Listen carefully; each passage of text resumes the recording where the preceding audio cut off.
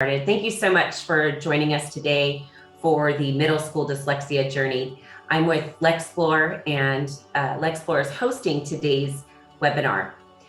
We have a group of panelists that are excited to share with you this morning.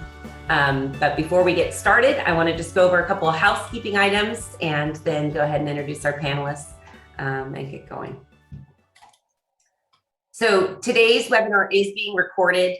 So if you did register or you had colleagues or friends that registered, they will be sent a link to the recorded webinar sometime later today or tomorrow, so you can be assured of that. We went ahead and muted all participants just for clarity of sound, and the panelists will go in and out of muting as they're speaking as well. If you have any questions for the presenter, for our panelists, go ahead and put that in the Q&A. If it's a question that everybody else could benefit from, we'll go ahead and hold that until the end and let our panelists participate in that question. If it's a quick, short answer, one of our moderators from Lexplore, Daphne LeBlanc, will be answering those questions in real time. We'll also be sharing some really helpful links throughout the webinar, so you can be assured of that. If any sort of links are mentioned by the panelists, that will also be shared in the Q&A as well as a follow-up email to everyone. So welcome. Welcome to the middle school dyslexia journey. I'm Melissa Lazaro with Lexplore. Lexplore is a rapid reading assessment. We leverage the game-changing technology of AI and eye tracking to produce a reading ability result for K-12 students. And we are thrilled to have this panel today. I'd like to go ahead and introduce our panelists. We have Dean Bragonier, Executive Dyslexic from NoticeAbility, Rachel Berger, founder of Decoding Dyslexia Minnesota, as well as a dyslexia accessibility engagement individual that works for Microsoft Education. And finally, we have Cesley Frost, who's a 15+ educator and administrator and has spent the last 13 years in the Oakland area of California. So welcome, everybody. Thank you for joining us today. I thought what might be helpful is, as we get started this morning, is to make sure that we're on the same page in terms of, what is dyslexia and how might it show up in middle school? And so I've asked Rachel if she could just go ahead and kick us off and answer those questions so that we all start off on a similar page today. A little difficulty unmuting myself. So thanks for the question, Melissa.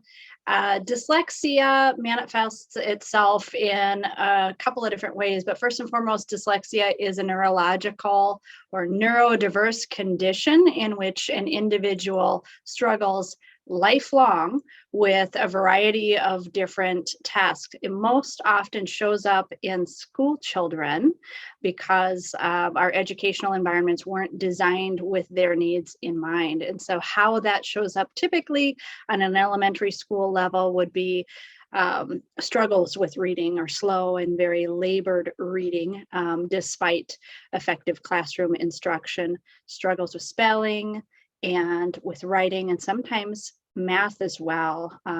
Young kids also experience issues with directionality, finding words, and some of those other things. But again, it's a lifelong condition, which can manifest itself in a couple of different ways for individuals, especially as they grow and change, and dependent on the help that they do receive, whether they're identified or not.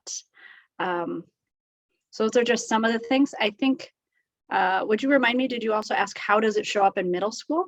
Yeah, so Okay. what would that look like in middle school? And obviously I'm sure there's a spectrum of the way that it would look depending on the level of support and identification.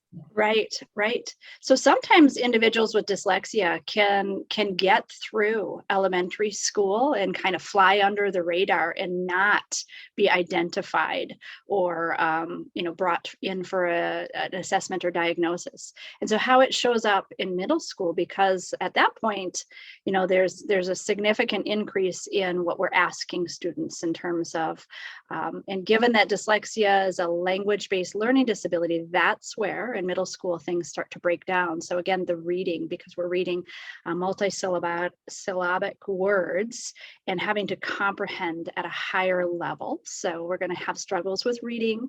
Could take a long time for an individual with dyslexia in middle school to finish any reading passages. So think about language arts and all of the additional reading, required in science and social studies. So it could take them a long time. They frequently have trouble finding words and or mix up words. So like extinct or distinct, sometimes the words get mixed up. I still do that to this day. I just consider it part of my character.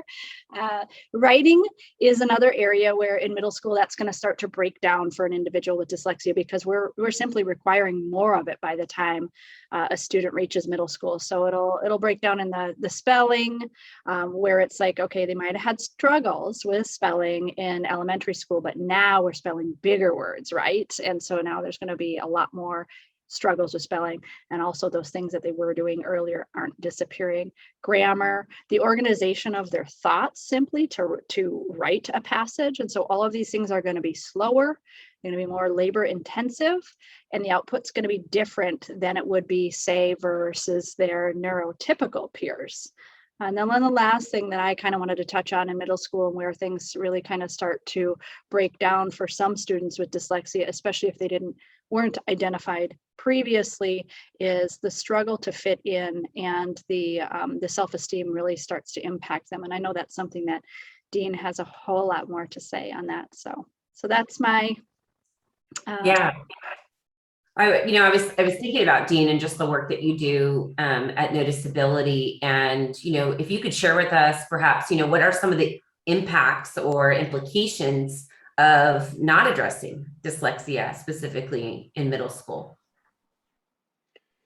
Sure. I mean, I think Rachel's description of the academic presentations is really accurate.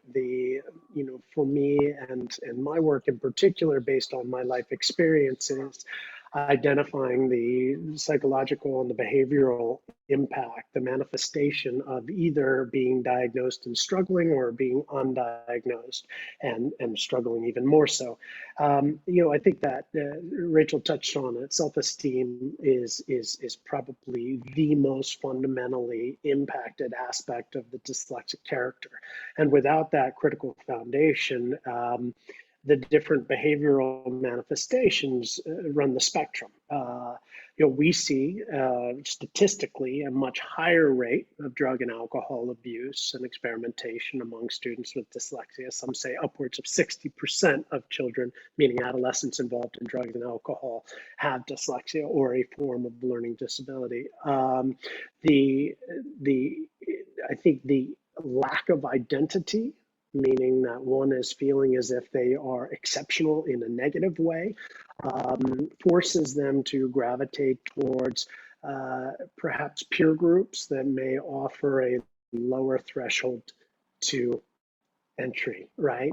The ones who are drinking beer, behind the bleachers after school, or the ones who are involved in sort of criminal or petty criminal behavior. This is why they say that upwards of 60% of individuals involved in juvenile justice have dyslexia or another form of learning difference. So the psychological ramification for the individual is profound. You then amplify that towards the impact on the family as well as society, and you realize that the unremediated individual from a psychological perspective is starting down a potentially long and dark path if it's not recognized. Mm-hmm. And so, you've touched on this, and Cesley, I'd love to get your perspective as someone who's, spent their career in education and particularly focused on middle school students.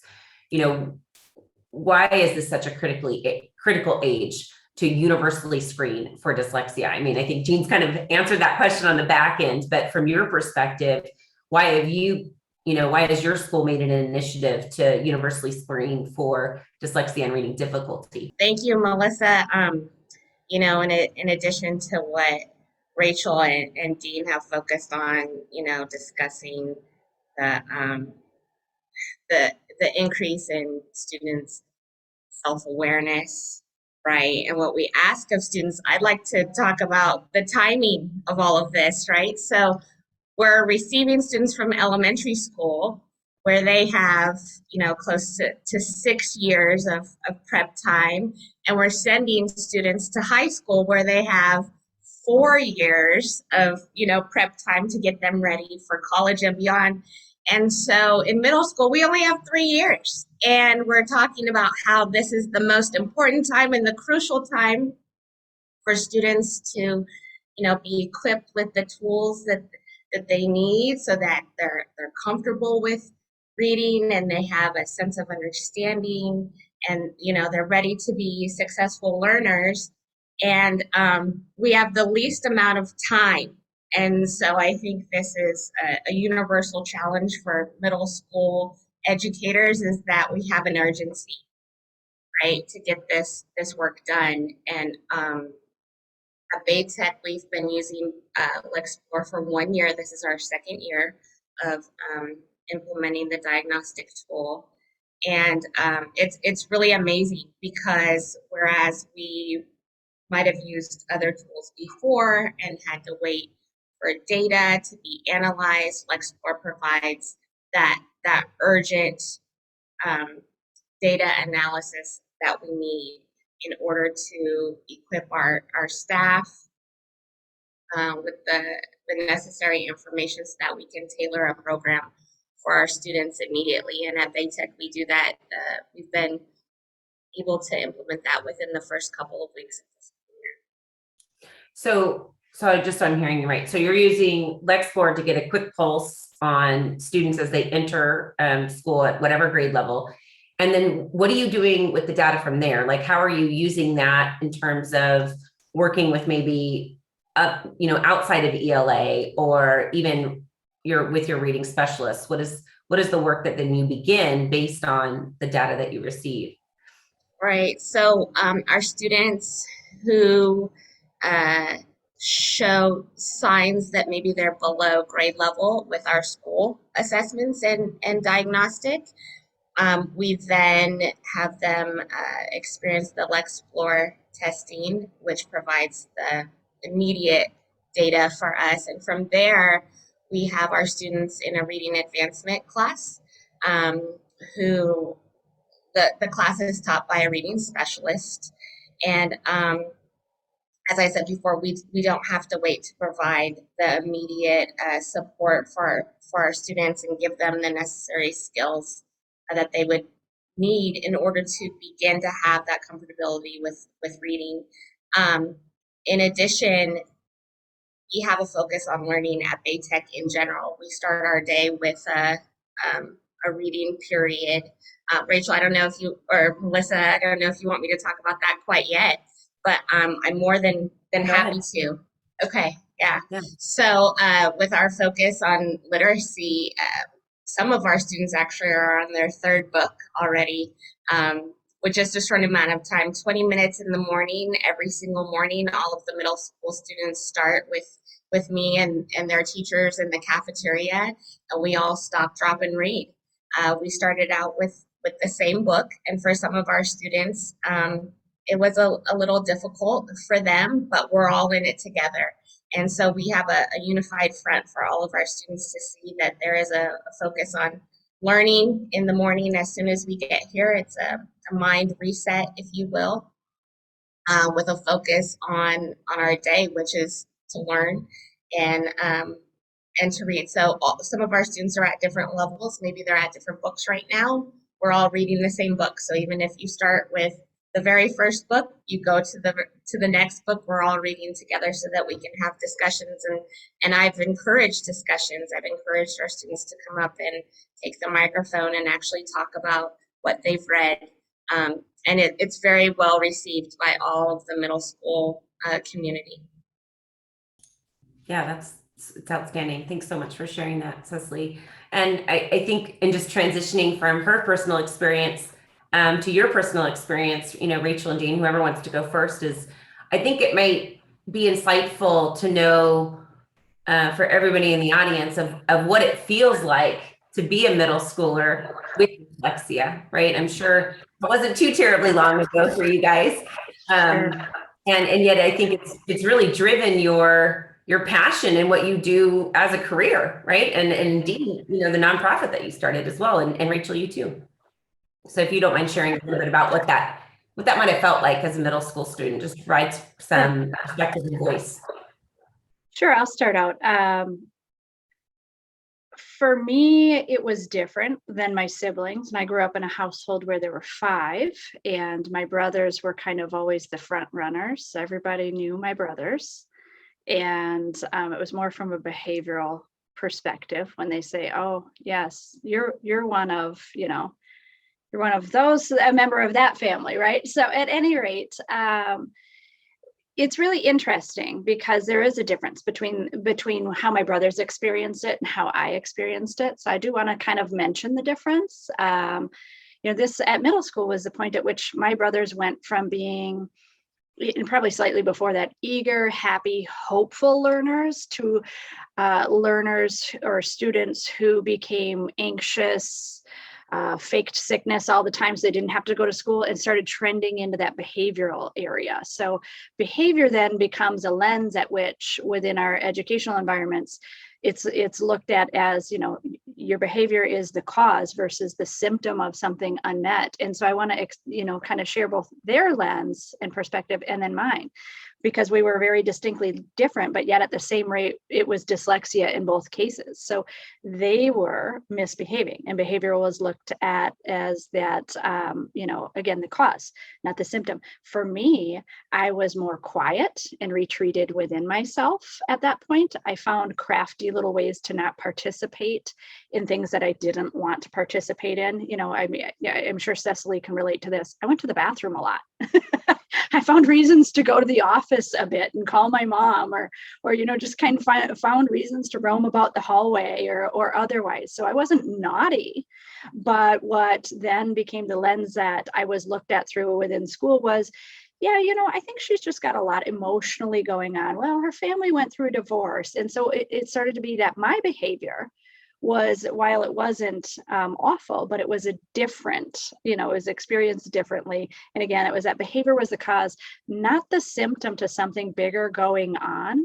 My self-esteem at middle school, correct to what Dean was saying, that's really where my self-esteem started to take a hit. And I started to lose confidence in myself. And frequently, because of my middle school experience, and they knew that I needed help and a boost, what happened was I was being withdrawn from the classes that I need to be in to keep up at grade level, but then to go down the hallway and get help in some closet. And yet then I was missing the content that I needed, right? But to catch me up. So it was really ineffective. Whereas on the flip side, if we could then look at how many different tools are out there, for instance, Lexplore, and that quick, easy assessment to kind of give a snapshot into how our students are doing in a classroom, in a school, in a district, but then also matching students up to the various different supports that are necessary. Specifically, I think about the technologies that, you know, I work on at Microsoft and how different the outcomes would have been for me if I had the ability to use the tools for, you know, writing and or reading during that time of my life. It would have actually, you know, helped bridge a gap, give me a bit more confidence so I could get through. Dean, how about you? What was that like at that period of life? It's so weird. I mean, it's like I'm having a visceral reaction to when you say, you know, going into the small room and then having to come back into the main room and get caught up. Oh boy, I can feel it today like I felt it then. And you know what was so interesting is, you know, Rachel obviously is time is treating her better than it's treating me. I was born in '73, right? And so I had the benefit of having, you know, something that was rare, which was a proper diagnosis. It's still rare today. And even with that diagnosis and with the attention and with the academic resources that I required, it didn't spare me from that belief that I came off the assembly line broken. right? And I went to I don't know why they're always a closet or a small room where the only windows are up at the top and you see people's feet walking by. It's always that room with the extra small desks and the extra small chairs, something bizarre. But you go there and you can't help but to feel as if you are from the land of broken toys. And then you try to reintegrate, and everybody knows why you were not in the beginning of class. And you come in and you're hanging your head in shame and you try to be invisible, which is impossible. And so what I started to do, as I think many middle school students with dyslexia start to do, is they start to try on different personalities, right? I don't want to be the dumb kid. The last thing I want to do is be identified as the dumb kid. So I'm going to try the class clown. Okay, I'm moderately funny, not great funny, but okay, that worked out. But okay, like I often say to students, hurt people, right? So, okay, I've been bullied. Let me try out the bullying routine. Ooh, that's pretty uncomfortable. That's not really going to the right. So you become a chameleon trying to find your niche in order to become a valuable member of a community. And school is traditionally, with the exception of Cesley and a couple of enlightened educators, school is not the natural, hospitable environment for us to find our identity. And so it's a survival issue. It's a survival period of our lives. And on a call that I had earlier today, somebody used the word trauma, and it is a daily, repeated exposure to failure and a sense of learned helplessness. And ask any psychologist what the long-term impact of that sort of environment can be, and it doesn't spell a bright future. No, I will close it, and I won't close, but I will just say one thing. When I hear about what Cesley is doing, and I hear early screening or diagnosis is fundamental. That's why I'm a big fan of Lexplore. But there is a study called the National Longitudinal Transition Study, printed in 2011, that said there are two major factors in the success of students with learning differences. Number one is educators who understand those learning differences. Number two is close peer or adult mentors. And I point to Cesley, this idea of dedicated reading time in the beginning of school, that sends shivers down my spine until she says, we're all in it together. And we know where students are. That is understanding educators and mentorship, peer mentorship. Big fan of Cesley. Thanks. I think one of the things that we've done with the help of Lexplore is we've given our students the data. So, because it's so simple and they get it right away, and the test is so easy to administer and it's so easy for the students to complete, and it's fun, right? It's almost like a little video game, where they can see their eyes on the screen and they're very interested in the results and what's going on, and they want that feedback.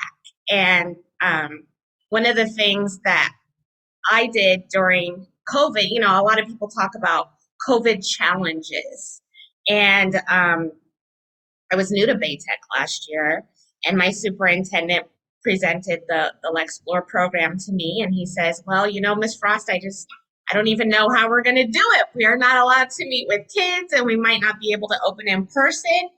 And rather than seeing this as a COVID challenge, I just saw it as a COVID opportunity, And I told him, I said, well, what if we meet outside? What if I have specific times when students come to take the test outside? I'll be in full PPE. And we worked with Melissa and the Lexplore staff and took a little bit of time, but we just figured it out. And there were some families who didn't necessarily feel comfortable having their students come and complete the assessment. And we totally respected that. And we took videos, put pictures on our website so that our Baytech community could see how we were being safe and following, protocols from our county and our school. And a lot of the parents, because we did sort of a drive-through testing, if you will, they were on campus in their cars waiting while I, tested their students, so they actually could see what the students were doing, and they could see the assessment, and they wanted to know the results, and they wanted to know what we were going to do to support their students. So I think, one thing that's really important to teach students in the middle school years is advocacy, self-advocacy. If something is not working for you, you need to advocate, and you're old enough now that you can raise your hand and say, no, I need help, or I didn't understand that, or can I meet with you after school, or can I have your email and talk with you about something? And so by giving the students this assessment and the data so quickly and so easily attainable, the students can then talk about it. It's theirs immediately, and they feel comfortable talking to their teachers about it, or their tutors, or their counselors, or even me, and definitely their parents. And I'm talking a lot, but there's one student in particular who he wanted to be tested a couple of times last year. He came back a few times because the information was so real to him, and I think it was the first time in his life where he could really talk about his progress in quick time, right? In real time. Well, and you highlighted on so many things, Cesley, I'm just thinking about like the fact that you've created a culture on campus where students feel like they have a voice, maybe where they can talk to you or talk to their reading specialist or another teacher about what's happening. But I'm also, thinking about a typical middle school student with dyslexia that's been identified but still struggling with self-esteem, or doesn't have a name for it and has called themselves all sorts of other things in their head, or perhaps has even been bullied and called names directly at them, right? And so, I think about the work that you're doing, Dean, in how we build up a student's self-esteem to be able to advocate. Obviously advocacy is the greatest tool we can give students in middle school and high school, right? To carry them off in life and college and career.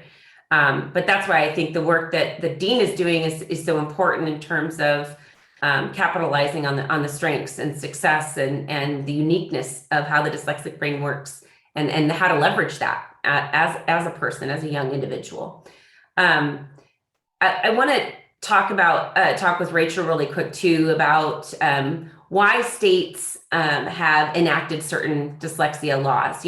I'm listening to the panel and I'm feeling this quandary, like, I don't want to get pulled out, but as a school, you're required, to screen, to give support, to do these certain things. And so I'm sure there's a balance, and there's a best practice that maybe our panelists can speak to. But Rachel, could you talk a little bit about why it's so important to have these policies in place, both from an educator perspective as well as from a student perspective?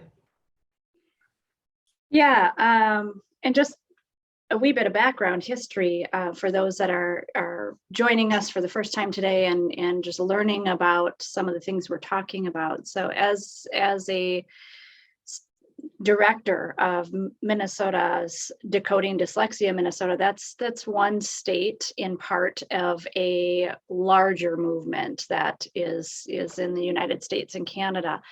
When I think about the policies that have been put into place, and there have been many in the last 8 years, in fact, there are only 4 states with no dyslexia policy on the books currently. So from 2013 to current, the vast majority of the United States and Canada have put policies on the books to ensure that these students, 17 to 20% of the population actually, have some provisions that, kind of write the equity piece in education. And when those are, a lot of them have to do with screening, with intervention, with professional development, whether it's pre-service or in-service for educators. When I think about how that happened, or why, or the need, really the impetus was that many of us, because this disorder is highly heritable, and whether you're you have to have average to above average intelligence to qualify for it, many of us as parents were watching our children struggle in the exact same ways that we had struggled 30 some years before, and our system wasn't any better, any more improved. There was nothing that had been, despite child find and no child left behind and all of those different provisions, there really wasn't anything better that was getting at, and through no fault of educators or these environments, there wasn't something that was getting at truthfully helping individuals with dyslexia become identified and have the appropriate services so that they too could reach their full educational outcome. So again, that impetus was watching and experience and navigating a system that needed to have a little bit more robust support for these students. And hopefully both educators and parents agree that now that we've done put some of these pieces into place, we actually have some, we're moving the needle in a great way for all. Right. Yeah. I mean, I kind of want to, as we wrap this up, I want to provide some, hope to our audience members in terms of, what, Dean, what can educators do to support the whole student in this critical development and academic period? Is there anything affordable that a parent can do, affordable that an educator can do to really make a difference in this specific time period of a student's life? Do you have any thoughts on that? Yeah, and I've also got 2 pages worth of things that I can't wait to talk about. So when you say we're wrapping up, there goes those notes. Look, our educational system was not built for dyslexic students, and that's no fault of anybody on this line. Our job is to update it and to reconfigure it to be more inclusive of all students, in this case, those with dyslexia. As a parent of a son with dyslexia, as the husband of a wife with dyslexia, we recognize the inherent, what we call advantages or attributes associated with the dyslexic perspective.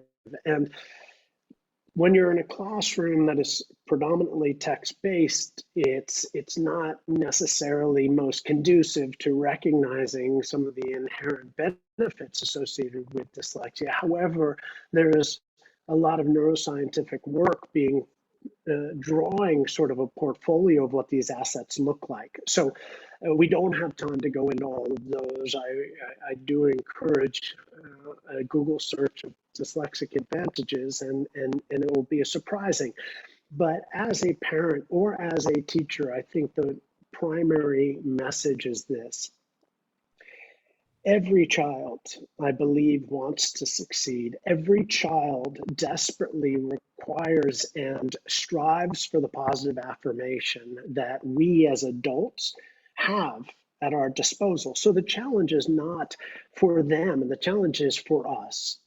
And what I think is the fastest, I don't want to say cure-all or panacea, but the easiest crib note to finding a student and empowering that individual is to simply look for what they do well.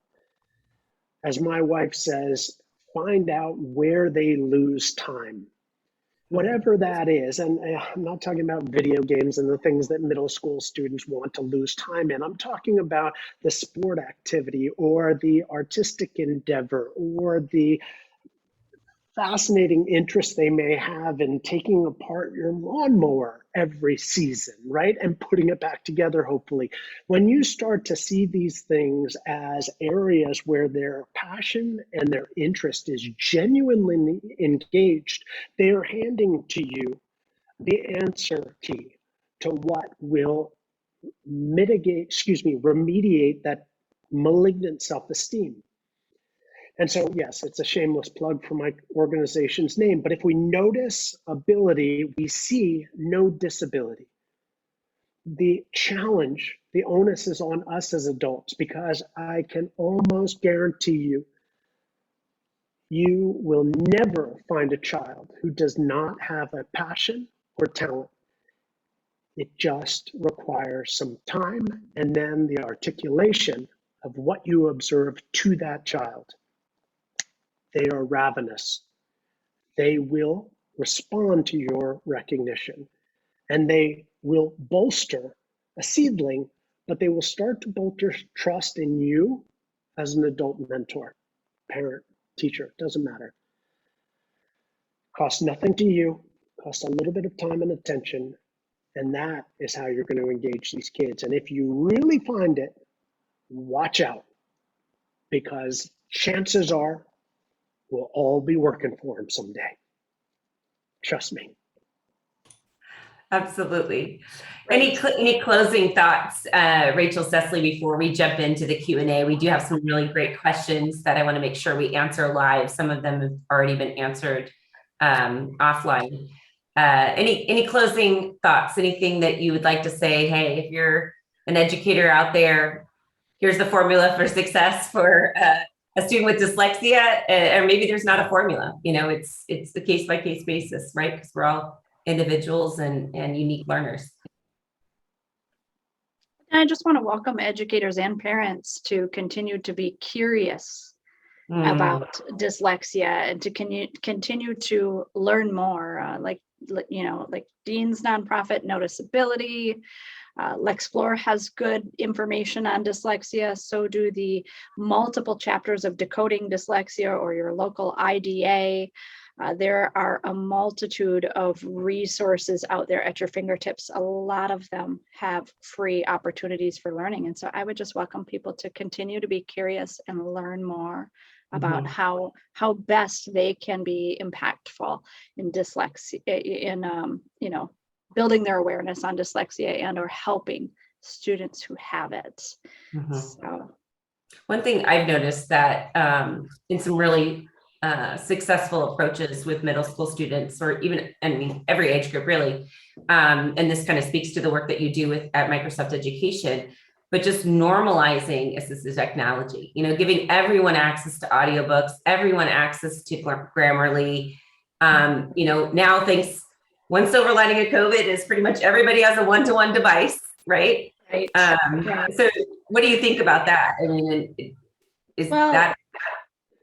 Definitely. I mean, technology is here for good. It's at our fingertips and it has great capability to level the playing field, but also when it comes to students who have learning differences, whether it's they're struggling with dyslexia, whether they have focus and attention, whether they're non-native speakers, technology can really level the playing field in a non-stigmatizing way so that they can, and this is the most important thing for me because this is what I was marginalized in, so that they can engage in that community and be part of their learning environment. And that's what education's all about, is to be able to include everyone. So I really, really think that there's a lot to offer.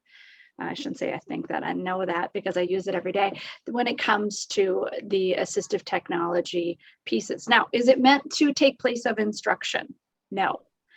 It is not meant to take place of effective instruction in literacy and math and all of those things, but it definitely can assist in supporting and helping students connect and leveling that playing field. So I love that point that you made about that bridge for community and for discussion. What the audience probably doesn't know is I'm also the mother of a son with dyslexia. I'm married to a very wise, brilliant man who comes up with ideas that I would never even dream of, that has dyslexia as well. But I remember my son saying to me in elementary school, he was really sad one day because he couldn't read all of the Magic Treehouse books. He wasn't even close to that reading ability, right? He was several grade levels below. And so I took him to Barnes and Noble and said, if you could read any book, just pick them out. Just pick out any book off the shelf. Which books would you want to read? And so we did that. And I took pictures of them and I went on to Learning Ally and I downloaded those books. And that allowed him then on the blacktop talks to engage in those conversations. He was no longer excluded in talking about Magic Treehouse because he had access to it in a different form through ear reading instead of sight reading. And, doing that early on, I think really moved the dial in terms of not only his vocabulary, but just not feeling excluded and therefore not getting bullied, during that period of time or later on in life. So Yeah. technology is Definitely, really definitely don't want students to be left out or left without, because that's where, as Dean started talking about previously, that's where the self-esteem starts to dissipate. And that's where they have to figure out, when they're left out and left without, well, who am I going to be? What is going to be my identity? And we don't want that. We want them to, ear reading or sight reading is still reading. You're still consuming content. You're still comprehending at a higher level, all of that text. So there should be nothing wrong with doing something differently. I mean, heck, Dean, we're used to doing it differently all the time, aren't we? I mean, there is no one way to get from point A to point B in my world. It's like whatever path I take. well, there's, go ahead, Dean. Go ahead. No. There's a gentleman named Ron Paul, not the politician. This is a gentleman who works for an organization in Orlando, and he said to me, that there's only one thing scarier than being lost, and that's being lost and knowing that nobody's looking for you. And educators have the opportunity to ensure and to assure these students that we're looking for them. We're going to lead them back to safety. That's what we want desperately. Yeah. I love that. Yeah, I love that too. And Cesley shared with us off the record, and the audience didn't hear this, but she alluded to a success story that she was talking about with a particular student, and how he began to engage in even his assessment data, right? And I think that's because, and Cesley, I'm putting words in your mouth here now, but he finally felt understood, right? And he finally felt like someone not only sees me, but is trying to help me, and they're my principal. Right. And so, you even said like his body language changed, right? I mean, maybe you could share just like 30 seconds, and then I want to ask you a question about funding that somebody's asked here in the Q&A. Oh gosh, 30 seconds. That's a challenge, right? Just like we're all challenged to find some type of program that we can use to screen for dyslexia. And, for the past 15 years, I've been looking to find something that is affordable and that I can use, and we don't have to wait a year to get the data, right? Sense of urgency in middle school. And so one of the students who was a part of my COVID challenge last year, his family trusted us to administer the tests outside. And there was a little bit of reluctancy, I think, because one thing that happens in middle schools, you start to see a little more of some behavior, some negative behavior sometimes. And this student was actually older than sixth grade. And so our school was seen as almost a last hope or a last chance for the student and the family, right? They've been through a couple of other schools before, and then on top of everything, it was COVID, and the kid couldn't come to school, and they didn't know what they were going to do to address, the learning loss and behavior challenges. And so the student came and was able to, watch the artificial intelligence eye tracking, and was really engaged and inquisitive. And we started talking about literacy. I actually started dropping off books to his house, to all of the students' houses. Our reading specialist provided little book bags for all of the students, so I dropped off all of the books during COVID. And this student now is of course older, and not my student anymore necessarily, but as I see the student walk through the halls, there's this sense of pride now, because we've addressed the challenge and we've provided the tools and strategies for this student to make so many gains, not just with reading, but as you said before, with math. It's all connected. And that's why as administrators, we are challenged to find this program and to address this need. And I know it works because I've watched this student walk through the halls with their shoulders back and their head high, and the student is not coming to the office and doesn't have any behavior challenges, is engaged in class and can read with the whole school, whole community focus on literacy. And that doesn't mean that we are, we don't talk about it all the time, of course, but we start our day reading together, and we talk about the different levels of the students, and we talk about reading strategies and techniques, and we talk about student success, and that's our focus. Mm-hmm. So let's go ahead, and thank you for sharing that, Cesley. I want to make sure that we address a couple of these questions, and we are already at the end of our 45 minutes here, but if people want to stay on, we'll go ahead and answer a few of these questions that are in the Q&A if you just have about 5 more minutes, panel. I'd really appreciate I think we that. could probably talk for a couple hours on this topic. I know. That's the Do not put a bunch of dyslexia advocates and dyslexics together on yeah. We could go forever. So one of the questions is from Dr. Sahani, and she just says, my state is notorious for being near the bottom of funding for students with learning disabilities. Any ideas on how to get that changed? I'm sure Rachel could answer that quickly, or maybe not quickly. There's probably a lot to be said there, but I was also thinking of Cesley and just some ways that you've gotten creative in being able to support these students with the limitations of your budget. Rachel, did you want to go first, or? Sure, I'm happy to answer quickly. What I would look at right now when it comes to students with learning disabilities is the Fed funding for COVID dollars, especially because students with learning disabilities on an IEP or 504 are targeted with these dollars in terms of the gaps they experienced during COVID. So that's probably a quicker way to get at it currently. Because there's dollars allocated specifically for that. Outside of that, I would look at whether your state or school districts have things like literacy incentive aid. Oftentimes states have a set aside for that, and that's one way that you can get additional training or resources. And so those are just two top of my head. Mm-hmm. Mm-hmm. Thanks. Cesley, do you have anything else to add? One of the things that we did last year that was pretty easy was just getting books in the students' hands. So books that they could read. We had to go through a couple of different iterations of getting books that were accessible for our students, but there are a lot of programs that will give you free books, a lot of books online that students can read or listen to.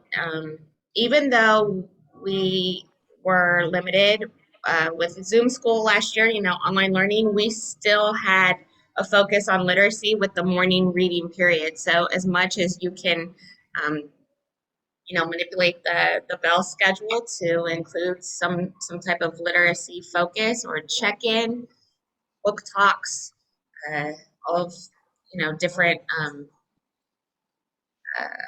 challenges, to read books or complete books or have book conversations with a leader on campus or a teacher, or any type of thing like that supports literacy and is pretty reasonable, easy to implement and reasonably priced.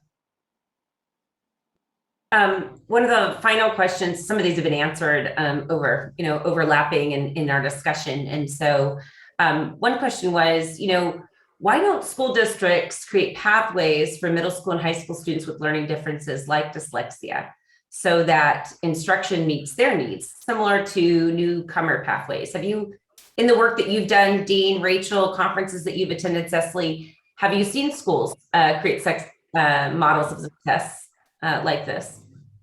Or do you have an opinion on maybe why not to just designate it for kids with LDs, for example?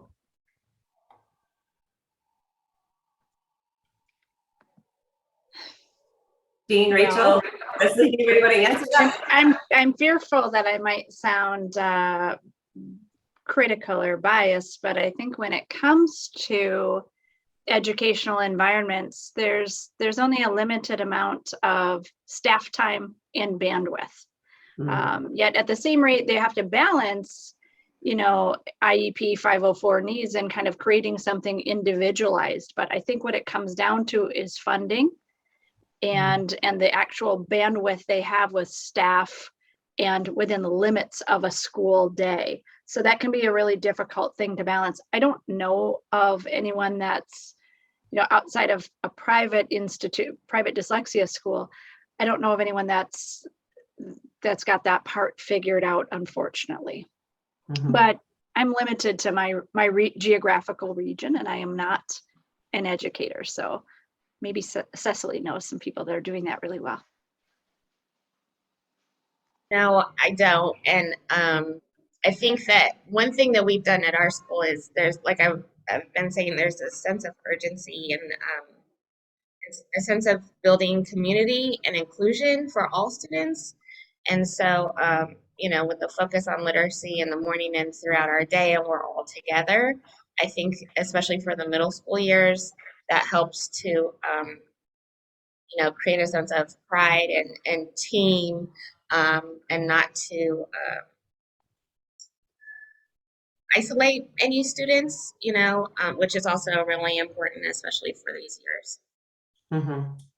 Well, and I think to bring up Dean's point earlier, right, is finding an area of success for that student and making sure that that isn't minimized for the compensation of bringing the student up academically to a certain level. So like, sometimes what will happen is, well, we got to remediate, we got to get this kid up to this certain level, which means, he or she can't have any electives or can't participate in high school sports. And, it's not okay. I mean, this student really needs a balance of that yin and yang of what they feel successful at and what where the challenge areas lie. So making sure that they always have an outlet for success and to build up that whole student and that whole person and really feel like, they can take ownership of that particular area of their life. Because if they don't balance that, how are they to come out of their educational experience with insights as to what they like or what they might want to study? Right. Yeah, absolutely. Where their passion lies. Yeah. Well, this has just been such a fruitful discussion. Thank you so much to our panelists, Dean, Rachel, and Cesley.